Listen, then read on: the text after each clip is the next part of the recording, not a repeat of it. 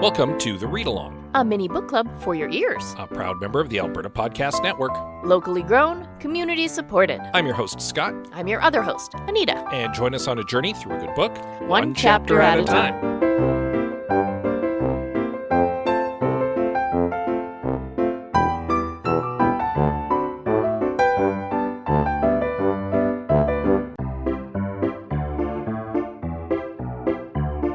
Hosted and produced by Andrew Paul and Lisa Pruden, the Well Endowed podcast explores the impact of passionate people who are working to make Edmonton a strong, vibrant city to live in.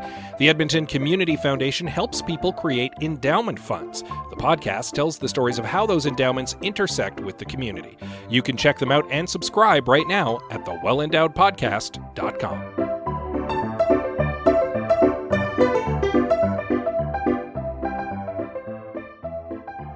This week. Fine. Yeah, me too. This week has been fine in that unusual way, and that there's usually something going on. Something exciting has happened. A big to-do. The weather was weird. This week has been fine. Well, there is a to-do coming, because it's almost our anniversary. Almost. But that's not that hasn't happened yet. It's true. So, this past week has been a bunch of calm leading up to something. We don't have a report on our anniversary to give because it is going to happen the day after this episode drops. Yes. Yeah. Which is several days after this episode is recorded. It's true. Yeah. So other than that, I guess we'll report back next week. Yeah, things are just kind of steady right now.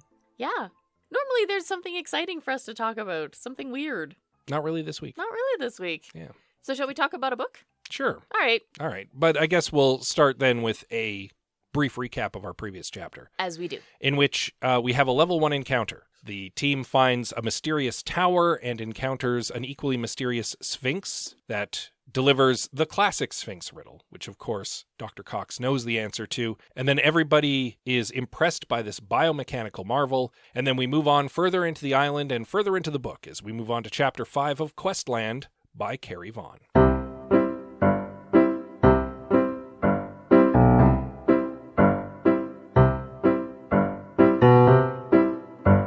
So this chapter actually begins with a bit of a flashback. Yeah.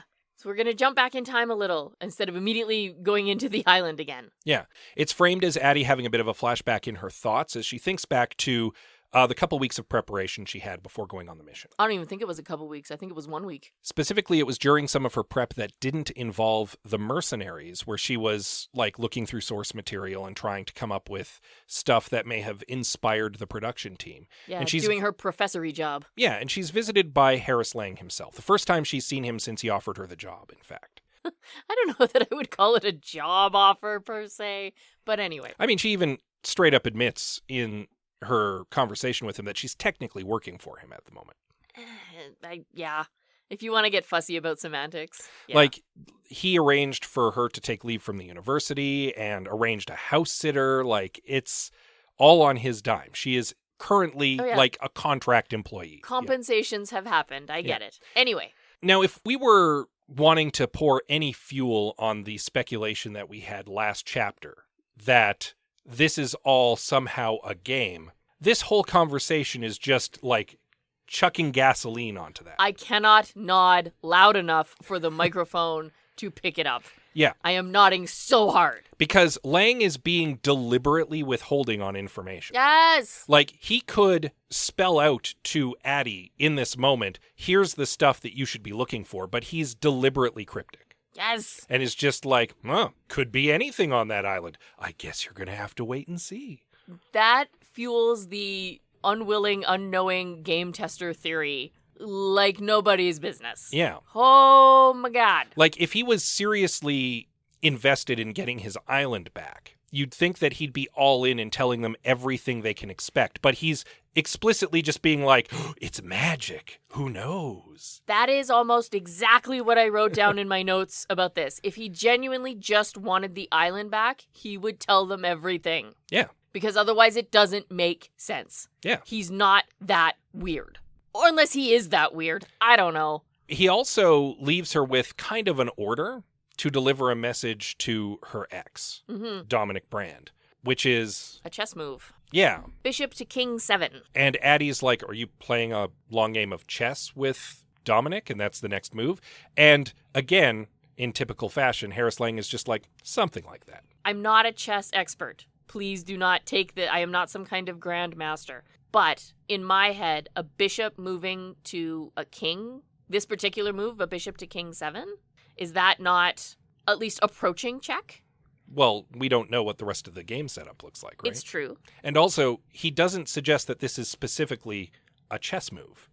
He says something like that. Fair enough. Yeah. Fair enough. So it's hard to say exactly what it means at this juncture. But I feel like it's important enough because it's a specific mention, and it's something that the text is pointing out to us. Yeah. So it'll come back, I'm sure. Yes. After giving her this cryptic message, he also says that it'll be kind of up to her and the mercenaries to figure out the cheat codes on the island. I mean, this is the context of why she's remembering this, because she's thinking back on it and realizing right now, like, if their maps are wrong and the information they have is incomplete, how are you supposed to find the cheat codes in a game where the rules have changed, is pretty much how she explicitly words it. Yeah, and she's not wrong. But again, all of this talk of cheat codes, etc., it's really pushing the unknowing game testers theory. Yeah. Even further. All of this whole bit. Now, we also get a little more context of some of the rest of the design team in this chapter. Oh, yes, this was nice. Because in addition to Dominic Brand, who was kind of in charge of the overall production design on the island, we had Tess Selvacan, who is the chief engineer. She was the one who was responsible for kind of bringing his ideas to life. Right. And then there was an overall project manager in Arthur Beckett, who was technically over both of them. But the implication is that maybe he was a little hands-off, and that's why Dominic was able to kind of, like, do his own thing. Yeah. The point is that there are 2 other project heads, and so if they can't reach Dominic, or they can't get him to, like, shut everything down and hand back over control, there's 2 other people they might be able to reach out to.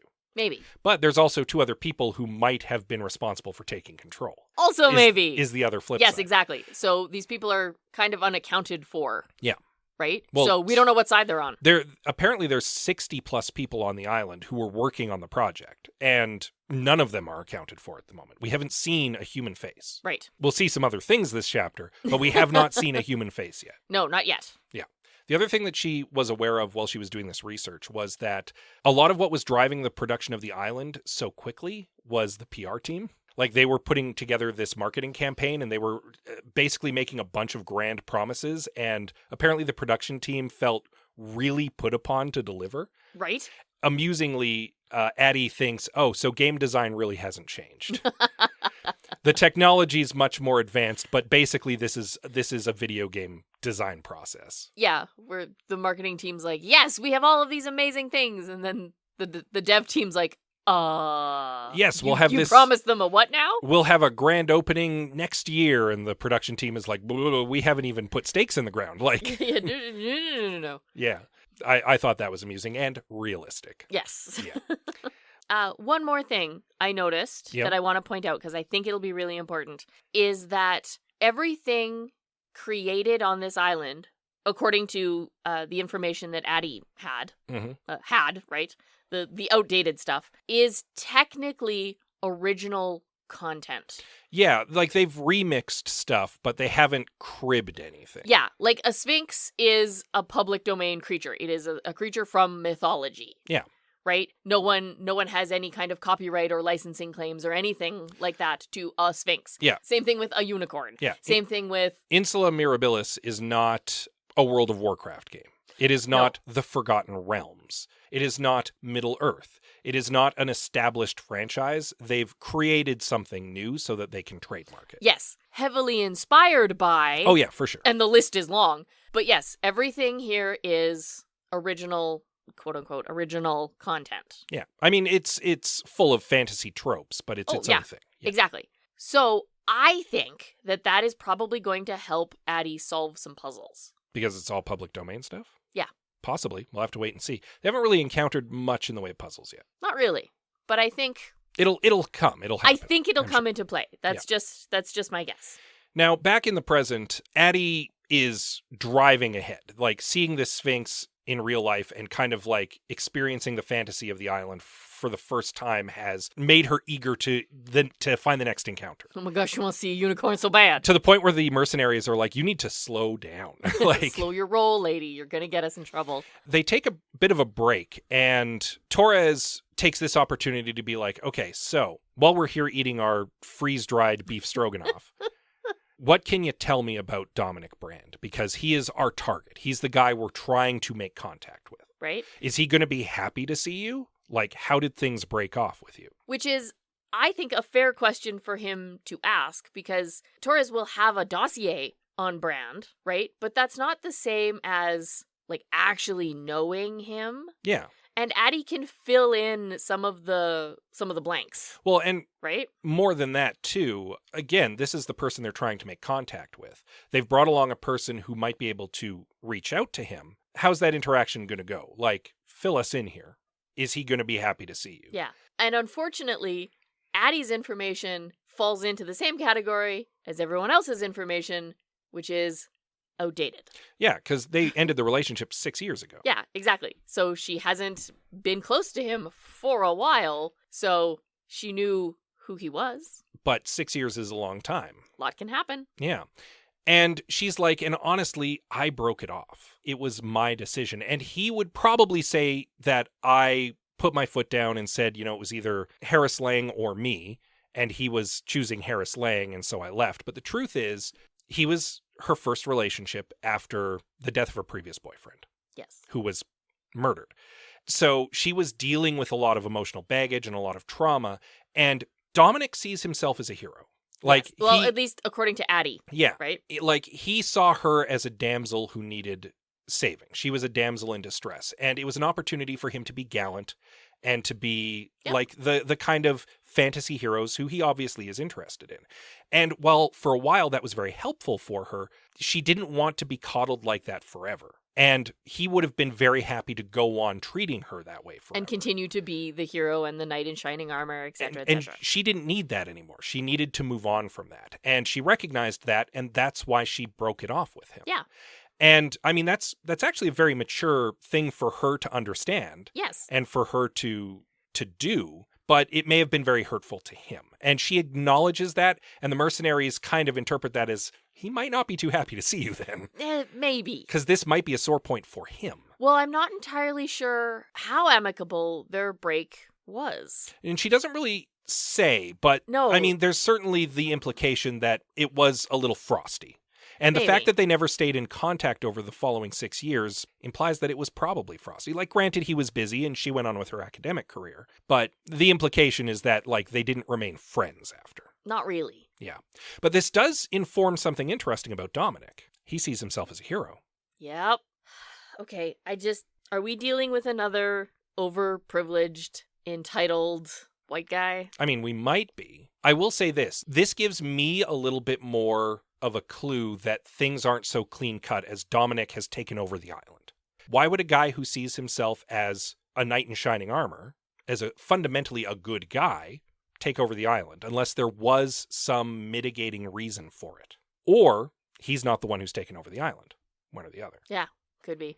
I can construct a whole crazy narrative in my head about what may or may not be going on, but it's me wildly and irresponsibly speculating. And I mean, this is also slightly informed by our previous book, is the unfortunate thing. Because in that book, we did see an entitled, toxically masculine dude go off the deep end. It's hard not to let that inform our view of Dominic in this moment. But nothing that Addie says suggests that he's necessarily a bad dude. No, that's the other thing, which makes me think that it maybe wasn't as messy a breakup as we might assume it was. Right? Because she doesn't have any horrible thing to say about him. Also, she's coming on this mission. Yeah. Right? Specifically to talk to him. And she didn't suggest in any way that it was a bad relationship. It just wasn't what she needed anymore. Yeah. So if everything ended horribly and messily and terribly, she would want nothing to do with him ever again, ever, and would not be here. Well, and she even seemed surprised that he would do this when first confronted with this information, right? Right. Well, she keeps questioning that. Like, would he do something like this? Yeah. And so that's why my instinct is to give him the benefit of the doubt, because we haven't seen him yet. And that may be unfair. But my instinct is to say that the clue here is that he doesn't see himself as a bad guy. So why would he do this unless there was an underlying motivation? Right. Which, again, fuels the theory of the unwilling game testers. Yeah, that not everything is as it seems. And I'm genuinely starting to think, I wonder if it isn't Lang versus Brand.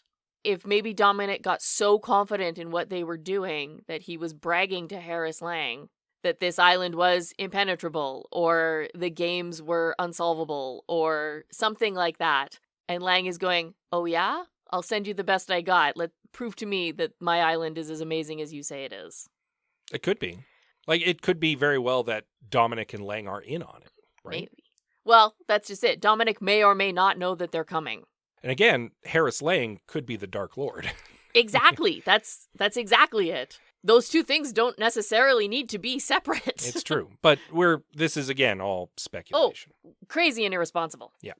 So there's a little bit more action, though, because after they have their little break, they make their way into a clearing and notice at first what feels like thunder, and then they realize those are hoofbeats. There's something coming. This is rumbling. This is land rumbling. Yeah, so they have their Gallimimus in Jurassic Park moment. That's what I thought it was, too. Where they have to vacate into the woods and hide, and a herd of majestic unicorns storms by, and Addie is like, I want to go to there. Addie's like, unicorns. And it takes her a moment to realize they're actually being chased by something. Yeah, again, the Jurassic Park moment. Yeah. We're like, oh, the herd, they're coming for us. Ah, run. Why are they coming for us? Predator. Yeah, they're being chased by warg riders, which, like, wargs are giant pig dog beast things. Yeah, and kind of like how she describes them in the book. They don't get a good look at the riders, and so there's some question about what they might have been, if they were people or not. I'm going to go based off of the cover of the book and suggest that they are some sort of goblin or orc. Okay, so I actually wrote this in my note because I have a question for you, because you know more about this than I do. Mm-hmm. What rides a warg? A goblin or an orc, generally. Okay, orcs belong to Tolkien. Do they not? No, they're pretty public. Uruk-hai for sure belong to Tolkien. Orcs are pretty public domain at this point. Okay. Same thing with goblins? Oh, goblins for sure. Goblins are ancient mythology. Okay. Because we know, that's why I brought up that everything here is considered original content or public domain, right? So specifically using something from Lord of the Rings, I think would be a no-go. Orcs are in everything. So, I mean, it's pretty fair game. Okay, that's fair. I would err on the side of maybe goblins, but I don't know. We'll have to wait. I would also err on the side of goblins because she says that they were human figures riding the wargs. Mm-hmm. And a goblin to me would make more sense than an orc because orcs are big. Yeah, orcs generally in the popular culture are rather hulking, so they'd probably stand out. Yeah. Whereas goblins can be a little more human-sized or smaller sometimes, depends on the fantasy you're looking at. Right, exactly. Are these people dressed up as goblins, or are they biomechanical goblins? I don't know. That would be the next question.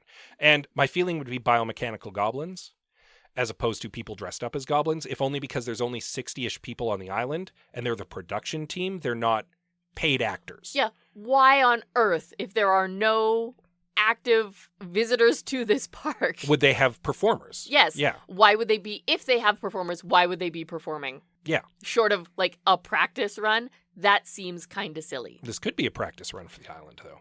We don't know. It still feels kind of silly. Yeah. So, I could be wrong. It could be dudes dressed up. But it could be. My feeling is they're probably biomechanical. Yes. My thing is, if it was a practice run, if they actually are people, right? Mm-hmm. There wouldn't be the need for all the realism, right? Like, there would be a trainer out in the field shouting instructions to them. They wouldn't have to keep all of that hidden, which actually points to the island being a little more self-sufficient.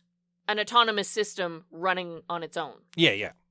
Addie does note that while the warg riders do chase the unicorns, when the unicorns bolt into the woods, they just kind of give up. And she intuits that they probably just noticed the unicorns and thought it was fun to give them a merry chase. But they're actually doing something else. And that leads to the question that Addie doesn't ask. What were they doing? Right? And my instinct is they're looking for something, which implies to me that they're looking for Addie's team. Maybe. So I think that they've been noticed or discovered. Well, if there's anything anywhere that indicates that the force field has been breached, someone somewhere then would know that something is up. Further to that, there's two other things. Number one, if you're managing an island experience, you probably have surveillance set up all over the place. Probably. So they're very likely being watched, number one. Number two, they did injure the Sphinx. They also interacted with the Sphinx and caused it to run on like a program protocol. Yeah. She answered the riddle and it stood still. Yeah, and then they flashed into statue mode. And then they damaged it. And then they damaged it. They've left evidence that something has happened. Yes. So, I mean, there's a couple reasons why their presence might have been noted at this point. Yeah. So my guess was the Warg Riders are actually looking for them. Quite possibly. Yeah. This team is not traveling without trace entirely. No, they're traveling with haste and stealth, but they're not invisible. Right. Yeah. Also, kudos. Nice little shout out to the movie Legend there at the end. I've never seen the movie Legend. You should probably see the movie Legend. Tim Curry famously plays a great devil in it and swore off ever acting in makeup again because it was elaborate. Oh, yes. But, yeah. What was the shout out to the movie Legend that I haven't seen? She straight up talks about how she wants to reach out and touch a unicorn, but then it makes her think of being in magical mazes and Tim Curry dressed up as a devil. And oh, yeah, okay. She's specifically referencing the movie Legend there. Well, the chapter is called "Though I Do Not Know the Way," which is direct cut and paste from Lord of the Rings. Yeah. So can I just add one comment and one question? Sure. I am adoring Addie in this chapter because she wants to play the game so bad. She does. It's adorable. She recognizes that's not why they're there, though. No, but she wants to nerd out, and it's great. It's fantastic. And the question I've brought up is, why does no one on this mission seem to know exactly what it is they're doing on this mission? I need to know. Right? That's a little sus, though, don't you think? Yes. Just a little bit. It is interesting that Torres's team was also not given all the information, which again leads back to the idea that something is not as it seems. Harris Lang is playing a game. Yeah. And they're tokens in the game. Because more than once, Torres has had to explain what they're doing or put somebody in their place about what their job is. Yeah. So I don't think anyone has all the information about what they're actually doing. Yeah, because it's Almonte who mentions their job is to find out what happened to that. Yeah, their job is to basically get justice for the sinking of the cutter, and Torres is like, no, our job is to secure the island. The authorities will deal with that later. Yes, and then Rucker seems to think he's just there to shoot things. Yeah. I'm not sure. Well, anyway. he is there as the muscle. Yes, I know. But yeah, everyone seems to misunderstand the objective. So I'm just saying that's a little sus. But with that, we'll wrap it up here. Yes. I don't want the episode to get too long. It's already going to be a bit of a nightmare to edit because, spoiler alert, we've been a little scattered and all over the place on this one. So we're just going to kind of have a nice, easy end here. And you'll want to read up on Chapter 6 in time for next week. And in the meantime, nobody got injured in this chapter. Thank goodness. Which is good. But if they had, hopefully, Lang Analytics has a great benefits package. But they're a giant mega corporation, and you're thinking to yourself, Scott, I'm the owner of a small business, not a giant mega corporation. What if I need to provide benefits to my employees? The good news is, here in Alberta, Alberta Blue Cross has your back. This episode of The Read Along is brought to you by Alberta Blue Cross. Even if you're a busy business owner with more meetings than hours in a day, you are calm and collected when your group benefit plan is taken care of by Alberta Blue Cross. Your employees can manage their own health, dental, life, and disability coverage online, anytime, on any device, making it easier for them and for you. To learn more and explore your options, head to ab.bluecross.ca. Good segue. Well done. Alberta Blue Cross, you can find out more about them and the other sponsors for the network right now at albertapodcastnetwork.com. Yes. While you're there, you can also check out all the other member podcasts. Oh, please do. There'll be something there to your liking. Guaranteed. You can download it on your podcatcher of choice. Yes. While you're there, you can give us a little rating and a review. Oh, please do. We appreciate you and your opinions. We also appreciate you and your opinions on social media. Yes. We are on Twitter, Instagram, Facebook, and Goodreads. So pick your poison. Yes, we're at the Read Along at all of those. Yes. You can also reach out to us via email. Yes, we are thereadalong@gmail.com. And with that said, as always, we love you very much, and we'll see you next time. Unicorn!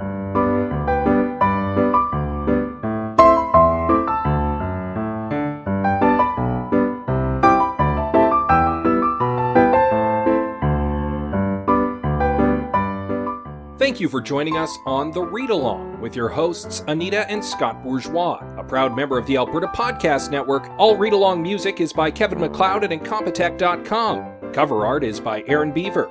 Be sure to join us on Twitter, Instagram, and Facebook at The Read Along, and check out our group on Goodreads.com.